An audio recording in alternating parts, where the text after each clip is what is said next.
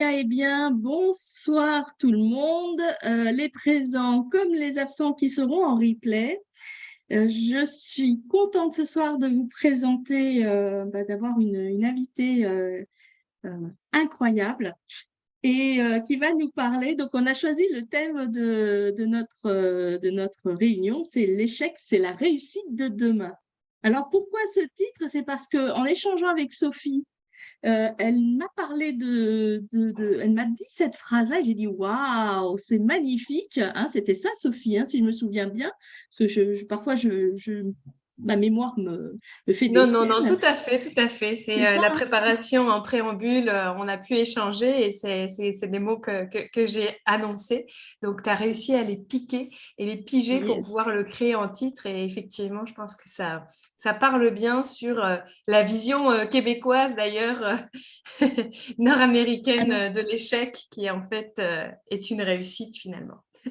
Alors, On va pouvoir en parler. on va en parler par la suite. D'abord, j'aimerais que tu puisses commencer à te présenter, que tu nous parles de ton parcours, parce que il n'y a pas que le Québec dans ta vie.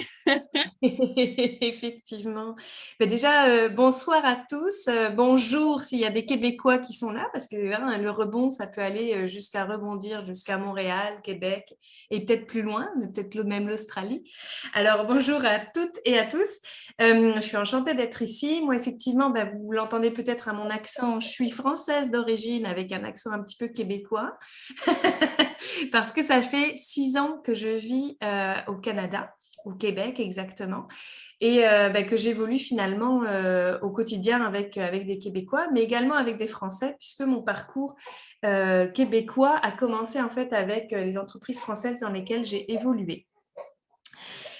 Aujourd'hui, je vais aussi vous dire que je suis une maman d'un petit garçon d'à peu près 30 jours, donc c'est possible que je le prenne avec moi de temps en temps parce qu'il est à côté et il râle.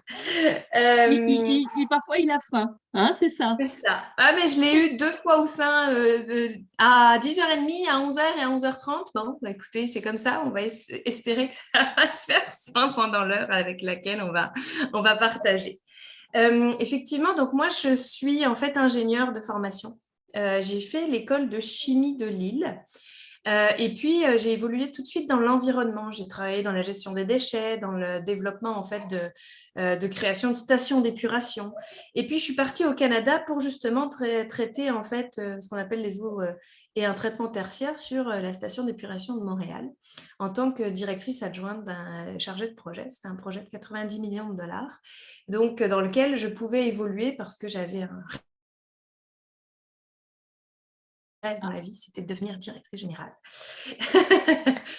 Et puis, bah, je trouvais que la partie commerciale, bah, j'avais acquis pas mal de compétences. On venait même me chasser pour devenir directrice commerciale, mais ce n'était pas mon but ultime. Puis une fois qu'on a l'étiquette, notamment en France, il se peut qu'elle nous suive pendant des années. D'autant plus que il s'agit, on va dire, en France, le statut social est beaucoup rattaché à son titre professionnel, ce qui est très différent au Canada. Et moi, je me sens beaucoup plus épanouie aujourd'hui ici au Québec parce que je peux faire vivre mes multifacettes. Donc Hmm. voilà. Depuis ce virage ou bien ce rebond jusqu'au Québec avec ce premier emploi, j'ai eu une petite fille. Je suis devenue directrice générale d'une compagnie française qui s'implantait au Québec. Et j'ai eu des décès successifs en 2021. J'ai perdu un petit garçon après 6 mois de grossesse, donc suite à une interruption médicalisée de grossesse.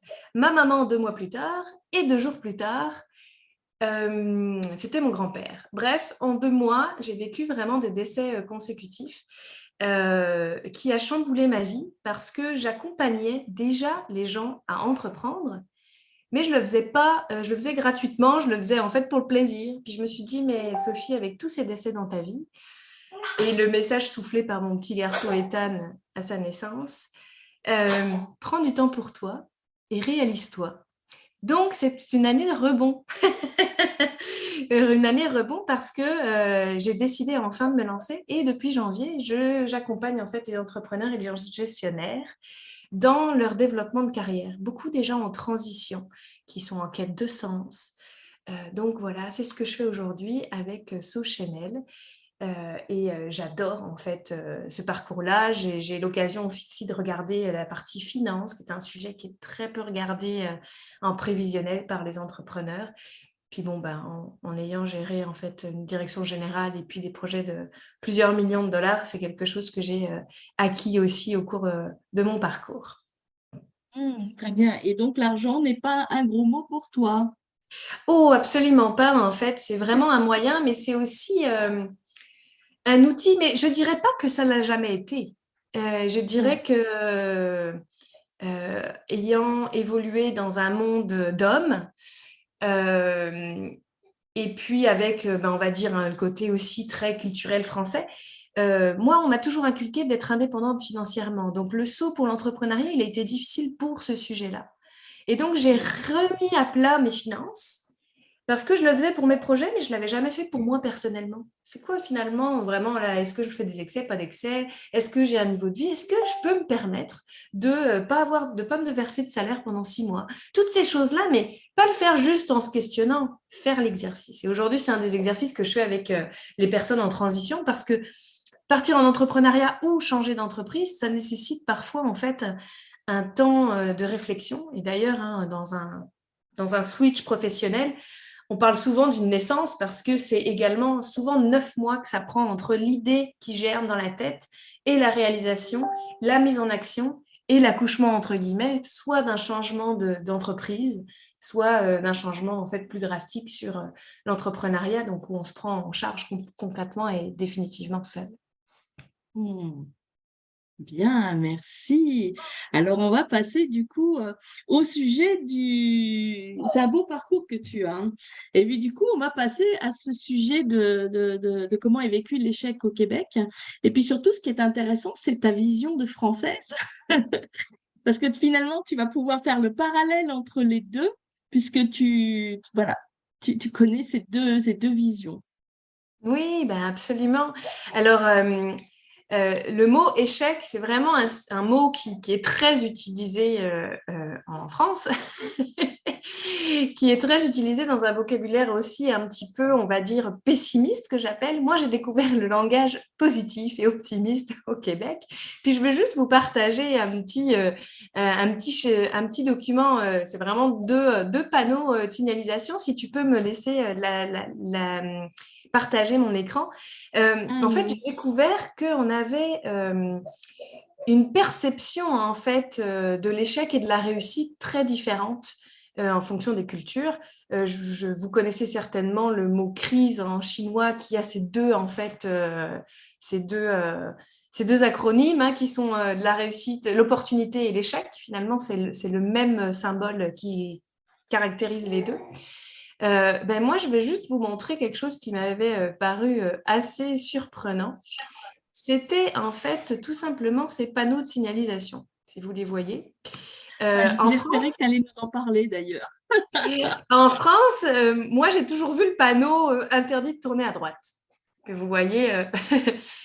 Au Québec, sous les feux, moi, je vois que des panneaux qui me disent obligation ou possibilité d'aller tout droit ou à gauche.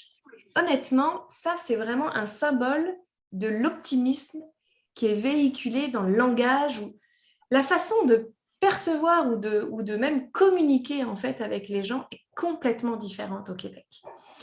On parle jamais de problème, on parle de défi.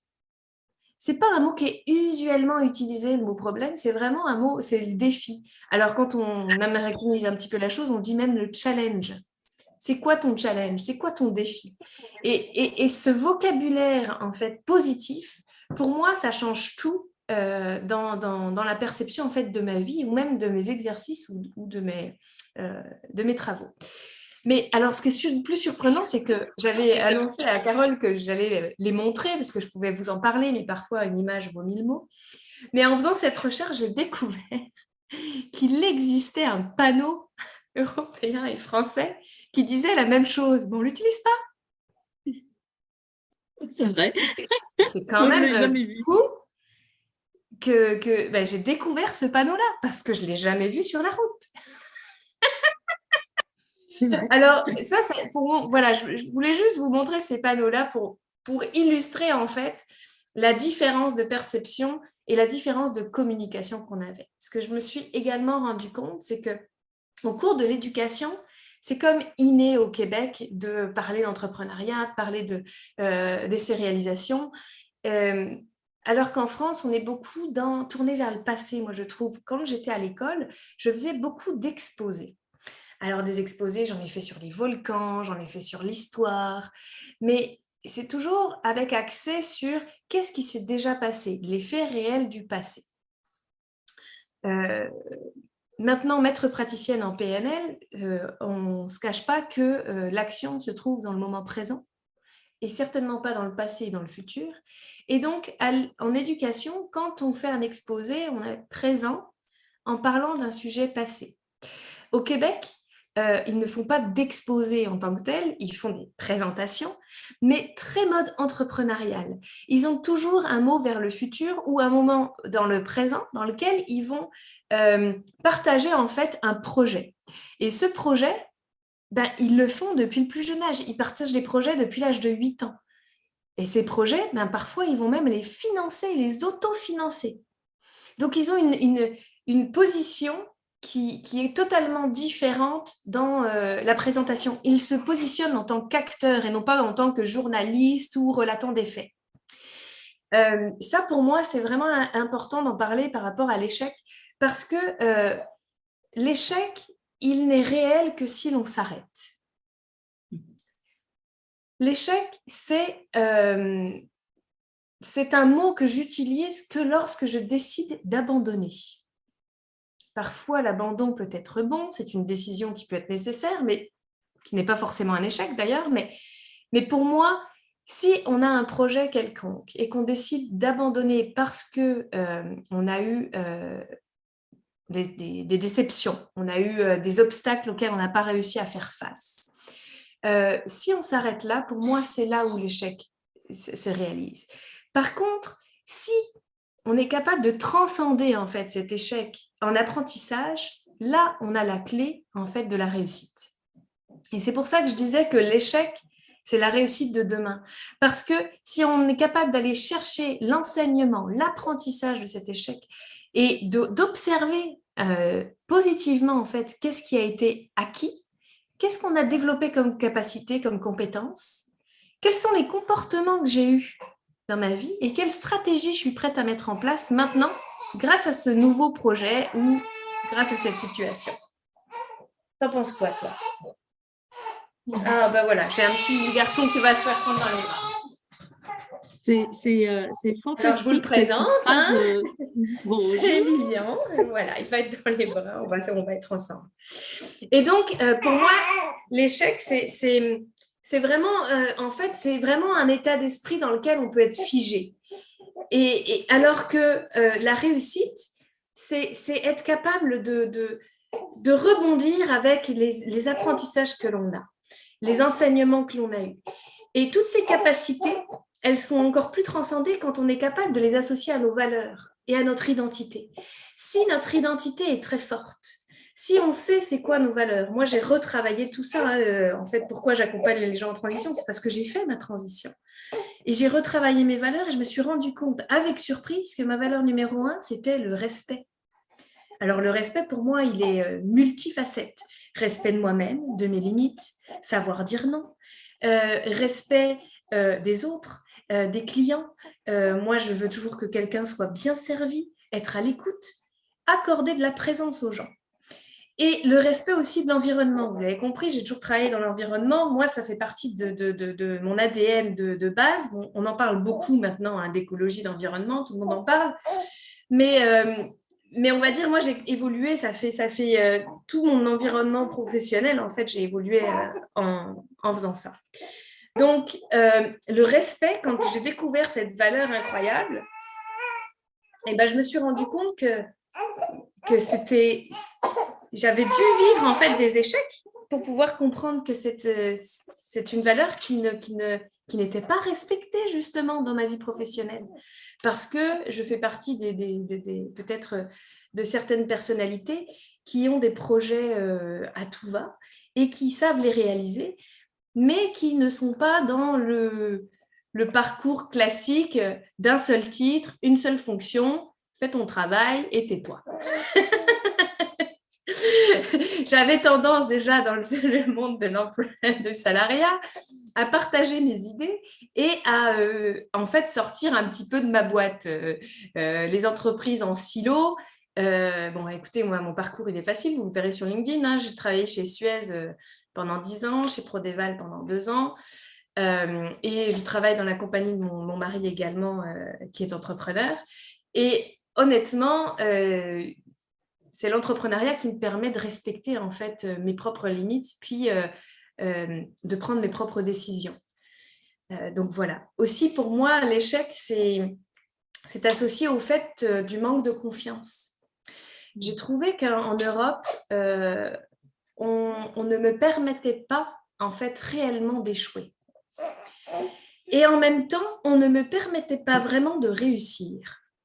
Ce que je veux dire par là, c'est que moi maintenant, quand j'ai géré des équipes, hein, j'ai développé des formations pour des équipes de 10 ou 12 employés en direct. J'avais plus de 30 personnes en gestion sous le projet de Suez à Montréal, multiculturel. Et en fait, pour moi, la richesse, c'est la différence. Et aussi, en fait, de faire évoluer les personnes.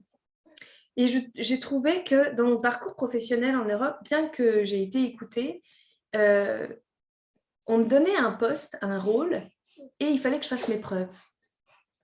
C'est comme si je me positionnais en « on te choisit » parce que c'est toi la candidate que l'on souhaite avoir, mais montre-nous et prouve-nous que tu es capable. Je suis arrivée au Québec, j'ai pris le poste de direction adjointe, je me suis retrouvée avec une équipe. Puis là, en fait, les Québécois, ils m'ont dit « Bon, écoute, Sophie, on sait que tu es la directrice adjointe. » J'ai dû changer mon mode de fonctionnement parce qu'en France, j'étais en démonstration, en preuve, en position un petit peu, en fait, de battante, pour pas dire attaquante. Au Québec, on a vraiment l'esprit de la collaboration. Ce qui fait que on porte jamais ou rarement un échec, entre guillemets, ou en fait moi, je dirais plutôt un retardement dans un projet, quelque chose qui va retarder ou un obstacle plutôt qu'échec, parce que on fait partie d'une équipe en général et chacun a son rôle. Et en fait, quand on vous donne un poste, c'est parce qu'on conçoit que vous êtes capable. Et tout de suite, on vous donne le crédit avec. Donc, j'ai été directrice adjointe. Je n'avais pas à prouver que j'étais directrice adjointe. J'avais juste à faire mon travail, faire en sorte que le projet il aboutisse en temps, en heure, avec les ressources et avec une qualité. J'ai pris un poste de direction générale. Je rencontrais des tas de personnalités, des ministres, des directeurs généraux de haut calibre. Jamais on n'a remis en cause mon titre. Jamais on m'a demandé de faire mes preuves. On m'a demandé de parler de qui j'étais et surtout, comment on pouvait collaborer ensemble pour faire avancer le monde.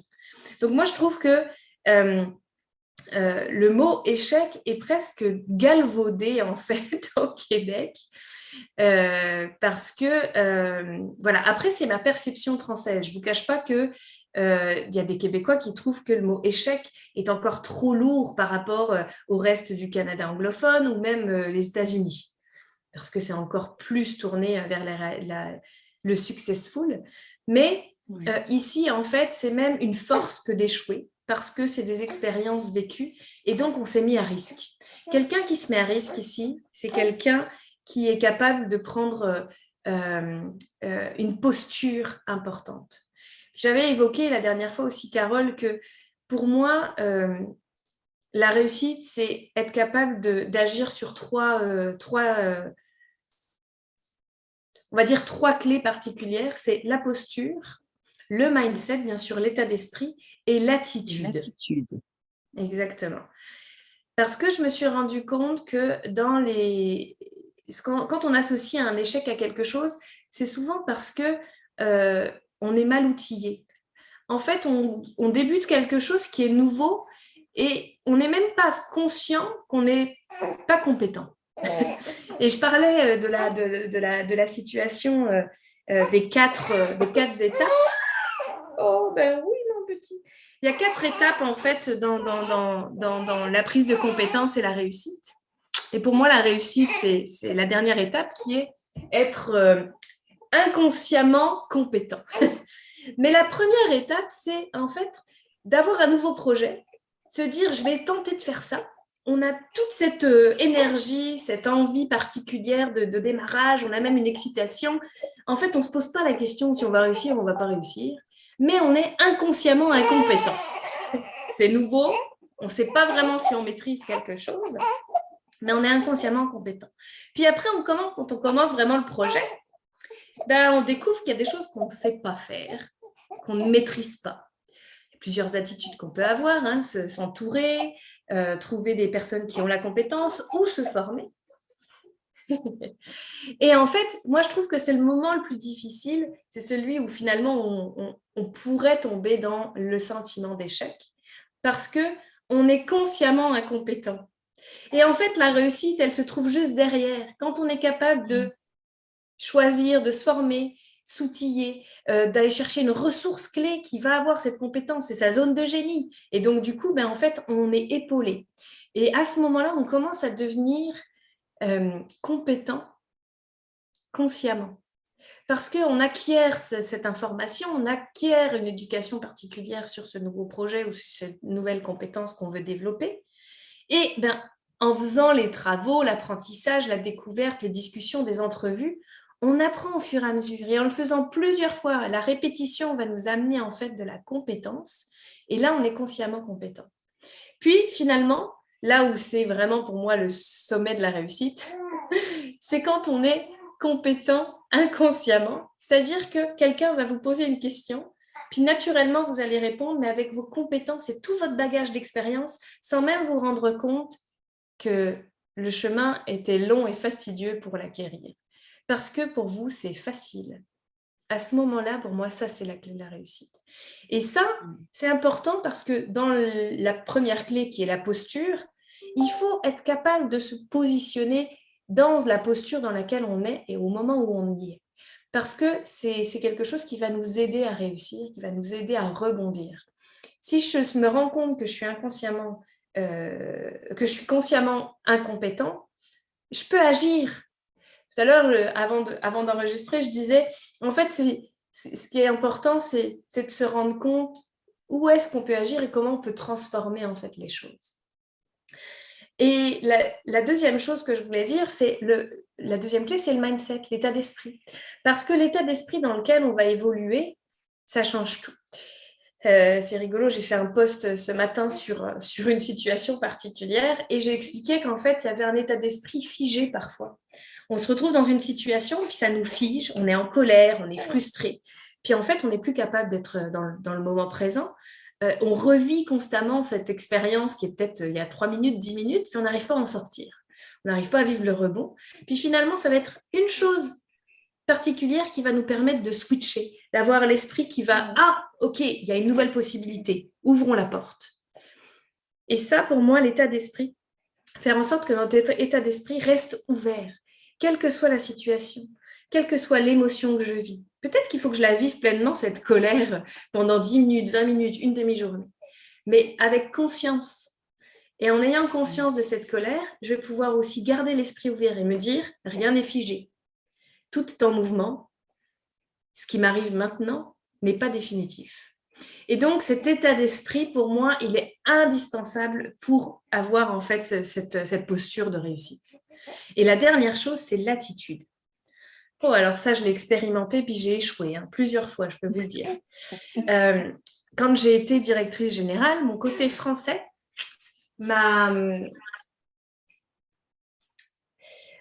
je pense, m'a handicapée. Parce que j'ai tout fait pour avoir ce poste de direction générale. Depuis l'âge de 8 ans, je souhaitais avoir un poste de direction pour pouvoir diriger les gens. J'ai toujours dit ça très jeune. Maintenant, j'ai compris que c'est accompagner les gens plutôt que les diriger, mais, mais c'est correct. Et en fait, j'ai eu le poste, donc j'étais capable de me positionner, de créer la confiance à ma direction. Mais une fois que j'ai eu le poste, pouf, je me suis remis en posture de « Ok, mais il faut que je prouve, est-ce que je suis vraiment capable ?» C'est comme si j'avais j'avais fait comme 4 pas en arrière. Donc, mon attitude n'était pas celle d'une directrice générale au démarrage. Et j'en ai pris conscience et j'ai décidé de me faire coacher. Et ma coach m'a dit, Sophie, à chaque fois que j'avais une situation un petit peu délicate ou qui me mettait dans l'inconfort, j'en discutais avec cette coach. Et cette coach, elle me disait, Sophie, encore une histoire d'attitude. Attitude. Là, tu n'es pas en train de devoir expliquer ou quoi que ce soit, tu proposes ta solution. Tu as fait le chemin. C'est toi qui as découvert la problématique, le défi. C'est toi qui as découvert qu'avec ça, vous n'arriveriez pas à vendre autant de projets. Donc, c'est toi qui as la connaissance. Donc, ne prends pas une attitude d'excuse parce que les ventes ne vont pas aller aussi vite que prévu. Prends une attitude de solution. Une directrice générale, son but, c'est bien sûr que ça fonctionne, elle me disait. Mais ton attitude va tout changer parce que si tu as cette attitude de « Ok, voici la solution », tu es en passage à l'action. Alors que si tu as l'attitude de t'excuser parce que les ventes vont moins bien ou ne vont pas aussi vite que vous aviez prévu ou ton plan ton étude de marché, c'est pas aussi florissant que ce qu'on avait imaginé ou espéré, et bien là, en fait, la personne devant toi ou le président, il attend de toi que tu te positionnes et que tu aies une attitude de directrice générale. Et donc, en faisant ça, maintenant, à chaque fois que je suis dans une situation, je me rappelle, quand je suis en train de m'effacer ou de sentir que je ne souhaite plus parler ou que je me sens plus à l'aise, je me répète tout le temps dans ma tête, attitude Sophie, tu es là pourquoi? Prends juste l'attitude de la situation dans laquelle tu es venue. Ça ne veut pas dire qu'à chaque fois que je rencontre du monde, je suis en situation de vente. Ça ne veut pas dire qu'à chaque fois que je rencontre du monde, je suis en situation de partage et de... Peut-être que dans certaines situations, j'ai décidé d'être là pour écouter. Peut-être que dans certaines situations, j'ai décidé d'être présente juste pour être présente pour l'autre.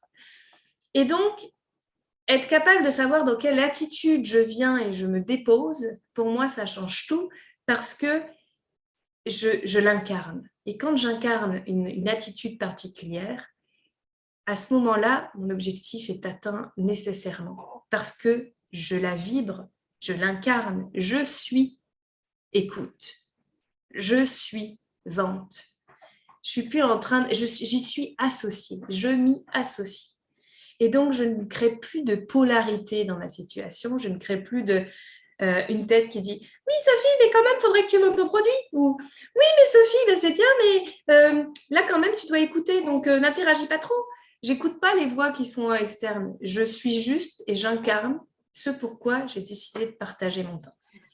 Tu es dans ce présent, comme tu en parlais tout à l'heure, en parlant tout à l'heure des élèves au Québec, tu es dans ce présent-là. Tu incarnes Exact. totalement ce présent. Merci. Mais exactement, c'est ce vers quoi je tends maintenant parce que vraiment la prise de conscience que l'action se trouve dans le présent, pour moi, ça a beaucoup changé de choses. J'ai jamais trop procrastiné. Par contre, donc moi, j'étais rarement dans le passé. Par contre, je suis une grande visionnaire. J'ai souvent des idées dans le futur, des objectifs, des, des aspirations, je dirais. Et en fait, ça me générait aussi de l'anxiété finalement, parce qu'on angoisse dans le passé, puis on est anxieux pour le futur. Et quand on incarne aussi, en fait, et qu'on vit dans le moment présent, c'est le seul moment où on peut agir. Je ne peux pas agir avant que demain soit là. Enfin, je veux dire, je ne peux pas agir pour demain. Je ne peux plus agir sur ce qui s'est déjà passé. Par contre, quelle action je peux mener aujourd'hui pour me rapprocher de ce que je veux faire demain? Et ça c'est vraiment, vraiment important de prendre conscience de ça. Et c'est aussi pour ça que quand j'accompagne des gens dans la réalisation de leurs projets et la concrétisation de leurs projets, c'est un grand sujet, c'est OK, quelle action tu peux mener pour toi et quelle action sur quelle action tu ne peux pas agir. Parce que la procrastination, elle vient souvent parce qu'on regarde ce qu'il y a de l'extérieur, alors qu'on peut faire les choses que par nous-mêmes et par l'intérieur. Oui, tout à fait. Merci. Alors, je vais laisser la parole si, s'il y a des remarques. Je vais d'abord faire un partage, voilà, s'il y a des questions, et puis on parlera par la suite aussi de tes accompagnements. Tu veux prendre la parole, Jean-Michel? Non, je voulais dire que, voilà, que ça, c'est mes notes. Pétard. Et je bois du petit lait parce que tu te doutes. C'est une belle analogie. Ah, excuse-moi, j'ai pas fait exprès pour. Non, mais c'est très drôle, hein, en fait. Je trouve ça Oui, très beau. voilà. Donc, tu bois du petit Donc, lait, puis je t'ai coupé. Excuse-moi, Jean-Michel. Non, Est-ce que ouais, tu non, mais franchement, voilà, j'ai dû faire ce chemin parce que quand on perd 1,4 million, quand on est en haine contre l'État pour des projets du fonds du rebond où on travaille pour 2000 personnes, rebondisseurs, et on prend des claques et des claques et des claques. Ouais, il faut du moment où il faut retravailler tout ça.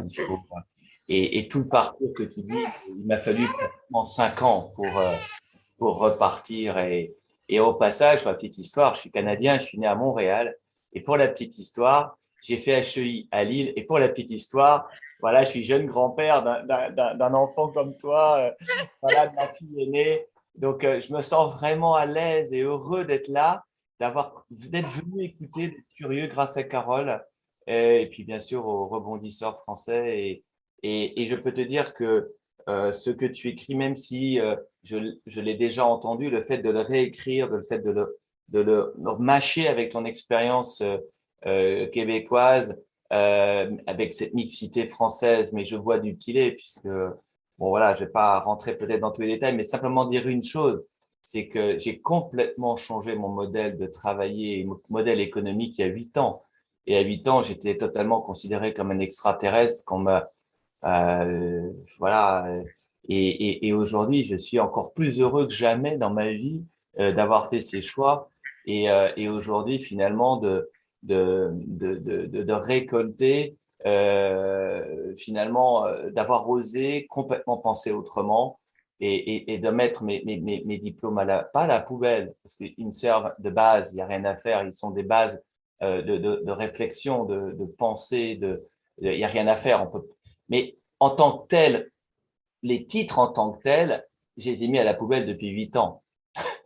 Voilà. Donc, c'est une parenthèse et vraiment, je suis très, très sincèrement heureux d'être là et d'écouter, voilà, et de mâchouiller tout ça dans le bon sens du terme. Voilà. super. Pour rebondir là-dessus, oh là là, quelle prise de conscience que en fait j'étais guidée par mon ego jusqu'à la direction générale, puis de me dire mais en fait Sophie, superbe, ok, 32 ans, t'es directrice générale, t'as fait, enfin voilà, et là je le parle avec le regard d'aujourd'hui, hein. Euh, mais, euh, mais en fait, ce qui me ressource aujourd'hui, c'est le plaisir, c'est les partages. Et c'est ça qui m'a porté en fait la vie et la joie de vivre. Et le travail, ça ne doit pas être en fait ennuyant ou difficile. On y passe trop de temps. Il faut que ça soit Alors, tu vois, facile. c'est vachement intéressant ce que tu dis. Je me permets de reprendre la parole parce que les personnes m'ont dit depuis à peu près 2, 3 ans, Jean-Michel, tu es trop sérieux. C'est-à-dire que dans mon activité, dans ma façon de faire, comme je suis un ingénieur de formation, même si j'ai retravaillé l'intérieur, même si beaucoup de choses se sont faites, je disais, Jean-Michel, il faut que tu mettes encore plus de fun. Tu as une activité géniale, tu pars en vacances tout le temps, tu fais de la marche sur le GR34 en Bretagne, tu fais ceci, on te voit toujours dans des endroits incroyables. C'est quand est-ce que tu bosses?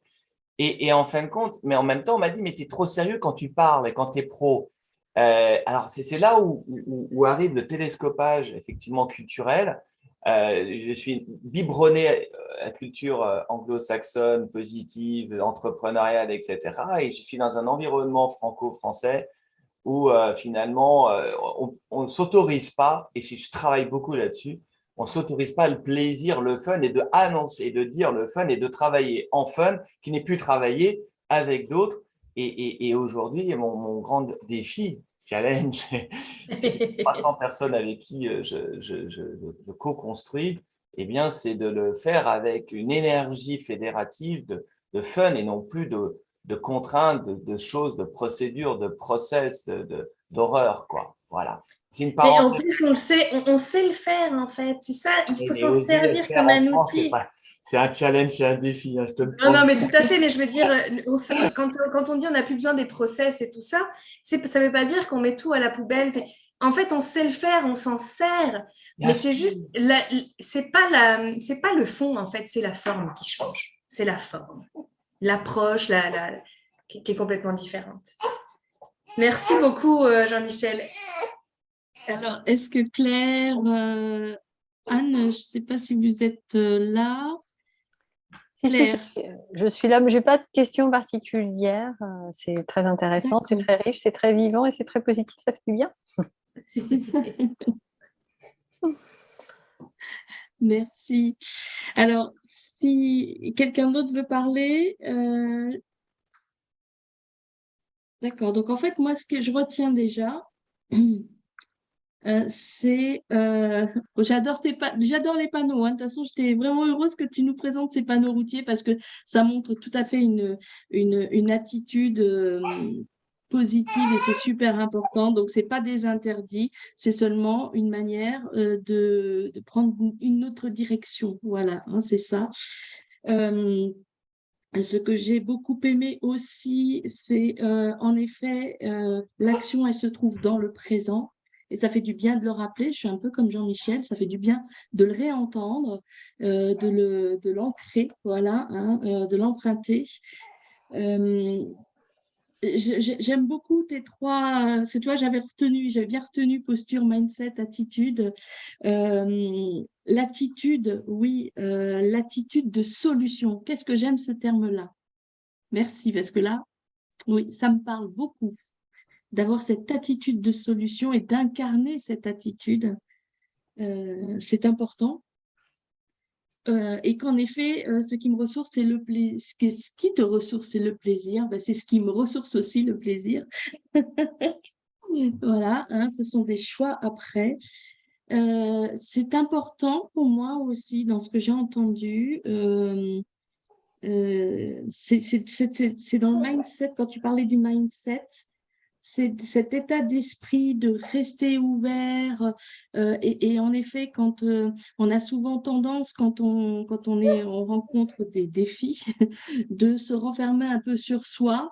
Or, c'est justement là où c'est important d'aller chercher l'aide ailleurs. Et quand tu parlais de ton arrivée dans ton poste au Québec et que en fait les personnes sont plus dans le partenariat, la collaboration, c'est vrai aussi que dans l'entrepreneuriat, c'est pareil. Quand on est dans ce défi, les autres ne sont pas forcément des concurrents, mais ils vont être des collaborateurs et qui vont nous aider à trouver l'ouverture en fait. Oui, oui, Et, bien sûr. euh, et, et si on commence à agir ainsi, à penser comme ça, enfin, voilà, ça facilite notre réussite. Bien. Alors, est-ce que tu peux nous parler, parce que je crois que tu as un programme là. D'ailleurs, je me donnerai le lien, je donnerai le lien parce que ça peut intéresser certaines personnes, un programme d'accompagnement. Oui, alors en fait, je suis en création de mon programme d'accompagnement qui débutera en septembre. En fait, ça s'appelle la méthode START. C'est une méthode que j'ai développée depuis quelques années maintenant, puis que je m'auto-applique, qui est en fait l'acronyme, si vous voulez, c'est S pour s'engager personnellement et émotionnellement dans son projet. Parce que si on est capable d'associer en fait nos valeurs, qui on est réellement à notre projet de vie. Et moi, je dis projet de vie parce que j'ai pas peur de dire que, encore une fois, le travail, pour moi, ça fait partie de ma vie, puis c'est pas par opposition à ma vie de famille ou ma vie de femme. Donc, c'est important en fait d'associer ses valeurs et de comprendre ses croyances et tout ça. Et pour ça, il faut que l'émotion, elle soit impliquée. La deuxième lettre, le T, c'est trouver ses objectifs. La troisième, c'est accepter de faire imparfait. Quatrième, reconnecter à soi, parce que pour moi, à l'intérieur de tout ça, on a tendance aussi à oublier justement le mot plaisir. Donc, la reconnexion à soi est importante en fait, et il faut le faire tous les jours de sa vie et pas attendre d'être à la retraite pour se faire plaisir. Et le dernier T, c'est trouver ses alliés. Parce que je me suis rendu compte que quand on était dans une posture figée, dans une posture fixe, un état d'esprit fixe, c'est aussi en fait parce qu'on n'est pas assez entouré de bienveillance autour de soi et aussi parce qu'on ne s'autorise pas la bienveillance. Encore une fois, quand on ne maîtrise pas quelque chose, plutôt que de vouloir tout apprendre par soi-même, allons chercher des gens compétents. On en a des personnes compétentes. Peut-être qu'on ne sait même pas qu'elles sont là. Mais juste être capable de dire, moi en ce moment, j'ai besoin de ça. Eh bien, peut-être que dans votre réseau, cette personne connaît quelqu'un qui est capable de vous l'apporter sur un plateau d'argent et dans la seconde qui suit. Alors, trouver ses alliés, c'est trouver ses clients, bien sûr idéaux, trouver ses partenaires, trouver en fait des collaborations professionnelles, trouver la personne ou les personnes qui vont être capables de vous aider. Et ça, c'est un travail aussi à réaliser. Et en gros, c'est autour de ces 5 lettres-là. C'est un accompagnement qui va se faire en virtuel, mais j'ai aussi expérientiel. Parce que ce qui se passe, c'est que moi, j'associe à ce parcours les 5 sens. Parce que pour transformer une expérience en souvenir réussi, il faut au moins qu'il y ait 3 sens qui soient en fait, on va dire impliqués. Alors aujourd'hui, vous m'avez vu, vous m'avez entendu, et j'aimerais vous dire qu'aujourd'hui, j'ai mis un parfum à la framboise.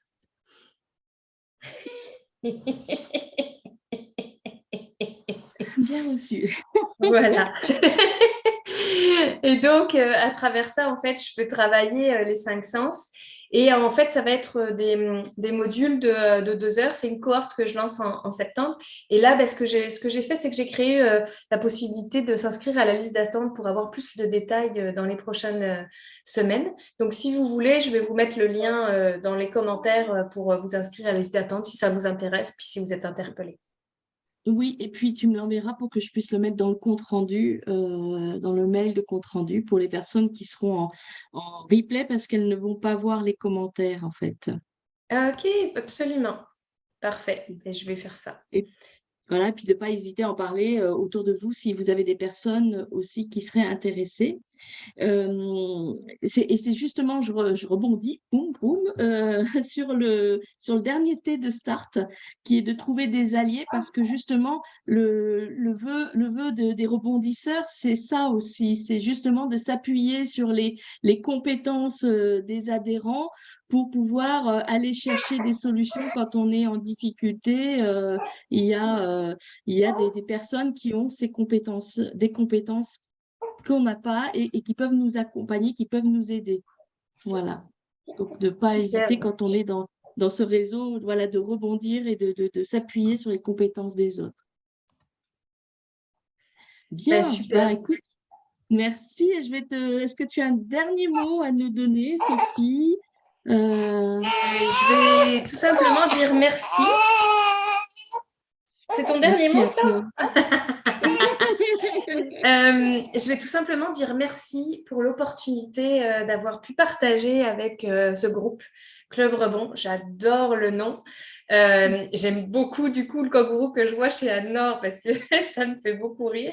Et puis aussi, je voudrais te saluer toi particulièrement, Carole, parce que tu as osé en fait poser la question sur les réseaux. Puis parfois, voilà, trouver ses alliés, c'est aussi se mettre en action, poser la question, puis récolter ce que l'on a semé. Alors, bravo à toi pour cette initiative. Merci.